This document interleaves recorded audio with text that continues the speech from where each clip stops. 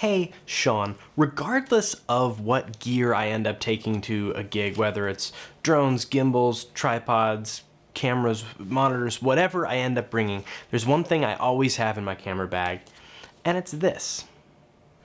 This is a little checklist that I bring with me and go through every time I sit down in a new setting for video. And so I get this card out whenever I start shooting something different. So when I sit down for interviews at the beginning of the day, card comes out. When I switch to B-roll at some point, card comes out. If we get out the drone, card comes out. If whatever happens, whenever we do any sort of big change, the card comes out.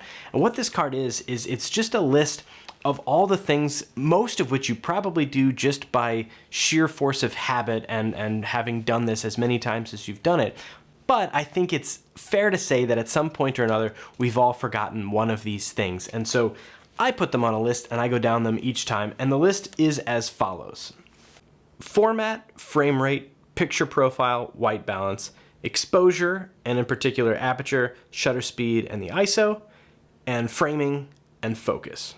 So the first one, format, is just a way to make sure that all my cameras are where they need to be, whether it's 4K or 1080, 60 frames a second, 120 frames per second, whatever it is. If we were shooting B-roll with a camera, making sure that we've put the format back where it needs to be to shoot interviews with it when that time comes. So just double checking the format is what we need it to be.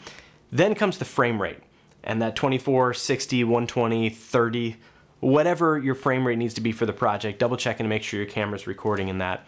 And then third is the picture profile, and here's where I've had mistakes in the past where my picture profiles were maybe different on two different cameras, or we were in one because we were outside or in low light, and then we're switching and we forget to change the picture profile. It can be a tricky little thing to remember, but that's why it's on the list. Then your white balance, always checking the white balance. And really, white balance on down, we're checking somewhat frequently throughout the day, even if we are in the same interview setup. As the sun changes, if we've got windows that we're exposed to, if any of the conditions change, double checking the white balance to make sure we're still good is a good idea.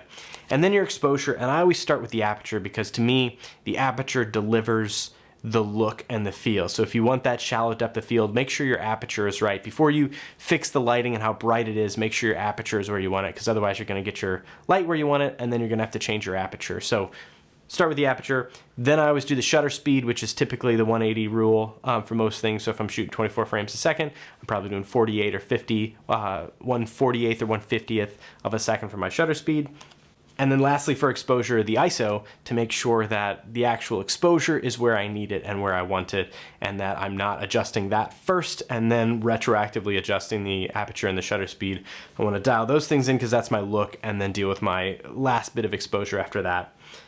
Then I double check my framing and make sure that not only is the person lined up where I want them to line up, or whatever shot is lined up the way I want it lined up, but also double checking the background to make sure there's not a fire alarm or a light switch that's distracting right in the way, or a Rubik's Cube off to the side.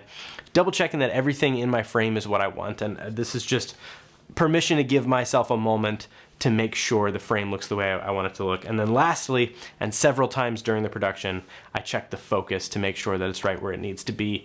And sometimes that's someone's sole job to check the focus, but every time we move things even a little bit, or a new person sits down, they may move the chair a little bit or something like that, we always check the focus and the framing before we begin. So that's my checklist. Again, these are things that most of us remember to do automatically, but writing it down and taking a second to read it, that second that you spend going down this list and making sure you did hit everything is absolutely a worthwhile investment compared to the frustration that comes when you realize later that you shot a whole interview at 60 frames a second, or that your shutter speed was still way too high. So that's my little card. I ended up printing these on actual playing cards. I had custom playing cards made that just have this on them. But if it's something that you want, if you want me to send you one, since I have like 50 of them and I only really need one, shoot me an email and I'll figure out how to get one to you. I'll put the stamp on it for you. But yeah, if you have any thoughts on something I may be missing from this list before I learn it the hard way, even though I already had the cards printed, throw it in the comments below. I'd love to know what's on your checklist too. Thanks for watching. See you later. Bye.